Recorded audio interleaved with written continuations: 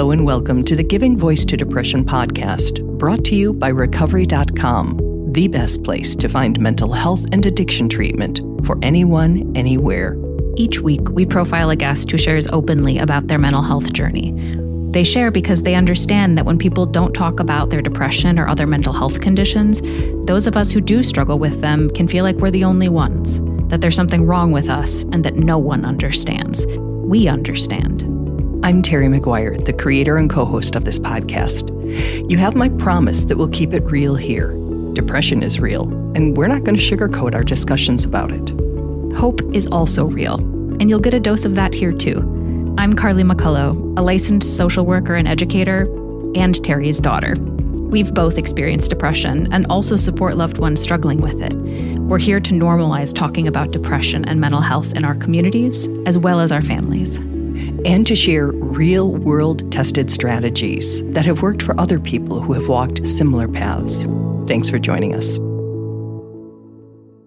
We record a couple of new interviews each month and also replay some of our best ones from the archive so that new listeners don't miss out on those.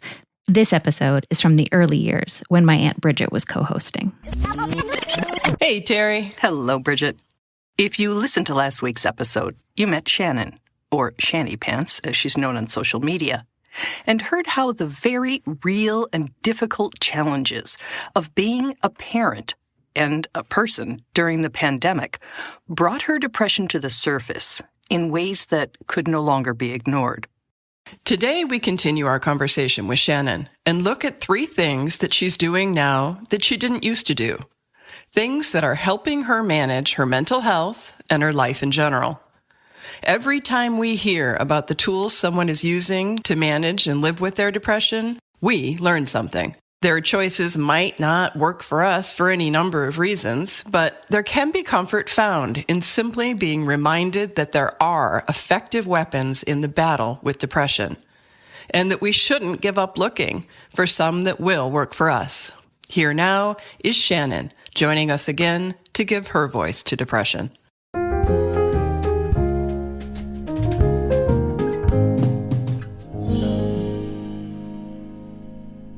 Most, if not all of us, can probably relate to feeling utterly alone in our depression. If and when we do decide to open up about what's going on in our minds and bodies, we often choose to share with only a close friend, family member, doctor, or therapist. Not Shannon. She went from not talking openly about her mental health challenges to posting about them online. And she did it without a lot of forethought.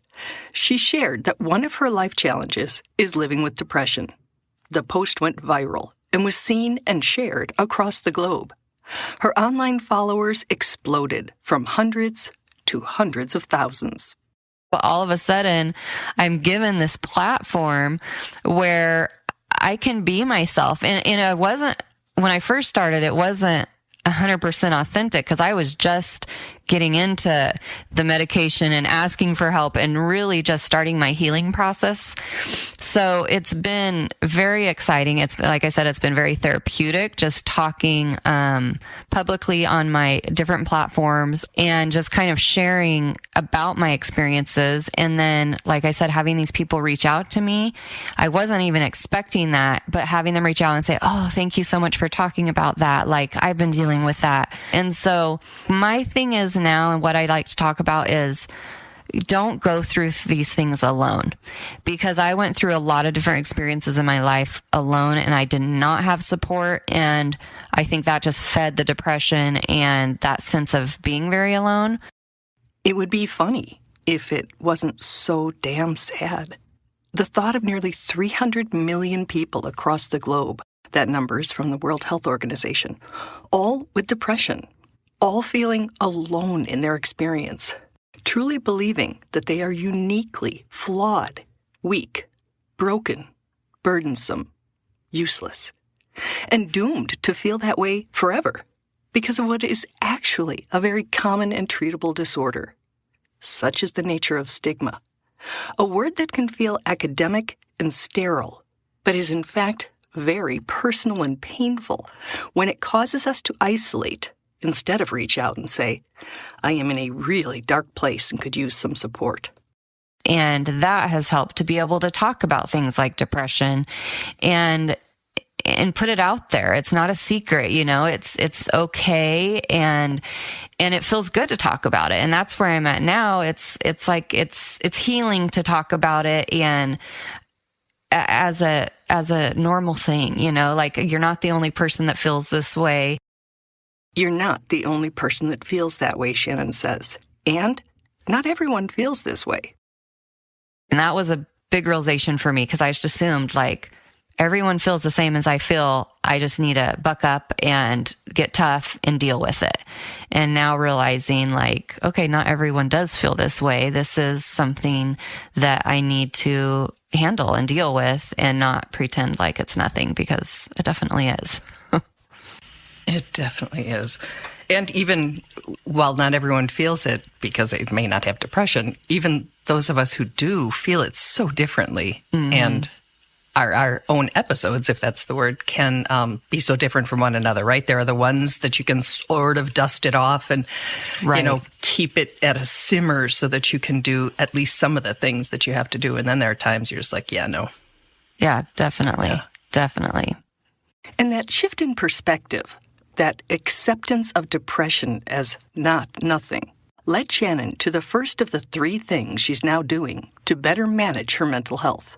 For me, one of the biggest things that has helped is asking for help and accepting help, because I've never been that type of person. I'll do it all myself, and then I take on too much and it stresses me out, and then anxiety and the depression. So the last 2 years, that's been my thing. And in this past year, dealing with some health stuff, I've had to accept help. And, it's been very humbling. It's been a really good experience for me to realize like, that's okay. If I need someone to take my kids to school or whatever it might be, that's okay. It's okay to ask for help.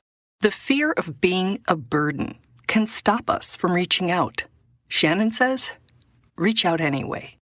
Don't be afraid to ask for help, because, and I don't know if everyone feels exactly like me, but that was really, really hard for me to do. And the experience that I've of growing over the past couple of years, just opening myself up again, like reaching out to my doctor, friends, is mind blowing. So it's like, okay, yeah, I should have done that 40 years ago, but whatever. So it's, ask for help, ask for help, even if it's hard, because it's worth it. And there's people out there that care. I think it's very easy to get in the mindset of no one cares. Everyone has their own issues, and it's very easy to go there.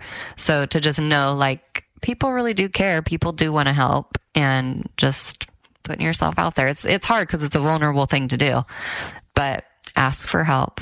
Ask for help. It's very important. Yeah, it is. Especially when depression convinces you either that you don't deserve it, that nobody actually cares enough about you to offer it. And a lot of people actually have that experience where people are like, oh my God, again, it's a tough one. It is. It's so hard. And it is like finding your people. While it may sound like Shannon's making that sound easy, she freely admits that she had to reach a breakdown point before she finally did it. Interestingly, during that really, really hard and vulnerable time, when Shannon was forced to remove her I'm fine mask, she was not shunned as some needy burden. She was embraced and ended up finding her people and making some of the deepest friendships she's ever had. It's good to have like these really close friends that I have now that will reach out to me and say, hey, you seemed a little off when you were picking so-and-so up today. How are you doing today? Want to go for a walk, and just getting me out of that isolation, having friends that are aware of, what my hints are kind of to where I'm going there, and they can kind of help pull me out. And it's not just friends who help pull her out. Since she started being more honest about her struggles, her husband has become more of a support as well. I never used to be even open with him with how I was feeling. And again, I was just like the perfect wife, the tough woman that can handle anything. And I, even with him, would never want to appear weak. Like, I can do everything. And so even with him now, it's great because he'll know just by how I'm acting, or I'm better about like, I'll text him and say, hey, I'm having a really rough day. Can you get home a little early and get the kids out of the house? I need more alone time. I can't handle it. And just asking, and he's happy to help, but it's been a process. And really 2 years is not very much time to, for me, I feel like now I'm 41, but to have started that healing process of asking for help with all the things. So it's been a journey, but it's very exciting to me, very exciting to be in a healthier place, because I haven't been for so many years. Shannon's journey also involves a shift in how she sees therapy. Before COVID, she scheduled appointments on more of an emergency basis, when she was, in her words, falling apart over something. Now I'm to the place, financially, which I was not always there, where I can go more often, which to me is just such a blessing. So she's like amazing and knows my entire story. So that's been huge. At her suggestion, Shannon recently tried a different form of therapy called EMDR, or Eye Movement Desensitization and Reprocessing. We're not even going to try to describe it in any detail at the time we have, but there is a lot of information available online, of course, if you're curious, or you can always talk to a professional about it. But essentially, EMDR is used to heal the mind from psychological trauma, much as the body recovers from physical trauma. We spoke 2 days after Shannon's first session, and she was excited and filled with hope. And so I'm like, I'm going to try it, but I don't think it will work. And I was completely blown away. With her therapist, Shannon selected the specific traumatic experience she wanted to process and heal from. The therapist asked her for a word to describe how she felt about herself during that experience. And my word was stupid. I felt stupid, like an idiot in my mind. Like, that's how I picture myself in this experience. And with that, they began. And the whole thing with the EMDR is your eye movement. And my understanding of it is it kind of puts you in that REM sleep phase where you're processing, your brain is processing. And it's not like you're in hypnosis or a trance or anything like that. You're awake. And she just said, what does your body feel like? What are you thinking? What images are you having? If there's any sensations, anything like that. It was crazy. I just started my eyes are closed and I just had tears streaming down my face. Shannon says they went through and processed the memories and feelings that had come up for her. Then she said, okay, we're going to do it again. But now, what do you want yourself to feel during that moment? What do you want to think about yourself? So I said, well, that I'm the opposite, basically. I'm smart, capable, able woman, strong. So she said, okay. So now keep those words in your head and we're going to process it again. And when we did it that way, it was very, very, it was so different. I noticed all these different things in the room, but the person that this experience was with wasn't even there, which is good. Shannon describes the experience as unsticking the traumatic memory from your brain so you can let it go and put it to rest. When we finished, it's still weird to me. I felt the hugest sense of relief. I felt good about myself, and I literally had the best afternoon ever, such a good day. This week, I've just been in a good mood, happy. And then I had my normal talk therapy yesterday and was talking to her about it. And she said, you're going to continue to notice improvements. I'm still skeptical of it, but oh my gosh. Shannon says in that single session, her relationship to that traumatic memory changed. But it was weird. And it's weird now because when I'm thinking about that memory, before when I've thought about it, it makes me feel inside, and it's not good and it keeps coming up. Where now, the last couple days, I'll think about it and be okay, it's not bothering me. It was a memory, but it's okay. Remember, Shannon is describing only her own experience. There are, as you would expect, a great number of factors that influence the success of any therapy. And most of the material we've seen says EMDR is typically delivered 1 or 2 times a week for an average of 6 to 12 sessions. Anyway, it may be something to look into for yourself. It may not be. Ooh, something else I wanted to say too is like talking about therapy. It wasn't always an option for me financially to go to therapy. And I know there's a lot of people in that same boat. There are so many resources that are free. You just kind of have to, dig a little and find some things. But podcasts have been my go-to. And even my therapist says, yeah, keep doing that. Keep doing that. You find the ones you like and that are meaningful. And it does also gives you, again, it's another way to have that sense of not being alone. So that alone, you listen to one episode and you're like, oh, okay, I'm not alone, because there's 2 people in that episode that have similar, feelings and deal with similar things.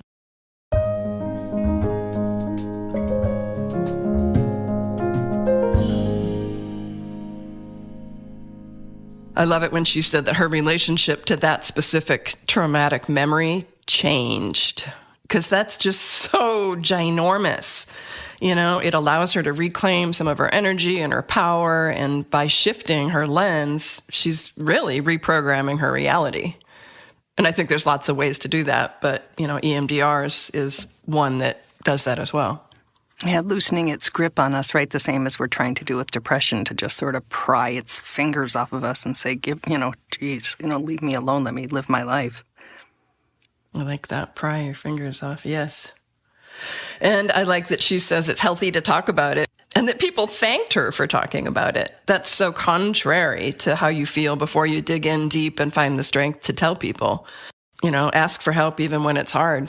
It's the bottom line. We posted, someone asked us for help, and we posted it on our Facebook community page last weekend. And a number of the people offering support talked to the person about how brave they were to ask for help, how brave they were to reach out. And I just thought, I hope other people are also reading that and seeing it, because many of us been basically programmed to think if you can't do it yourself, there's something wrong with you, you're weak. And so I really like reframing that and just reminding people that it is not easy to ask for help, but it is also not easy to live with depression. And sometimes you just can't do it alone. Like anything else that's hard, you just say, I'm moving this couch and it's heavy. Could you help me? Depression is heavy, and sometimes we need help. Yes. And sometimes the first person we ask, didn't respond in a way that we found helpful. So we have to find the courage to ask in another way or to a different person. Just keep trying until you find something that helps. Thank you, Shannon. We appreciate you sharing your story, your experience, and your wisdom with us over these last 2 weeks. Thanks, Shannon. Thanks, Terry. Thanks, Bridge.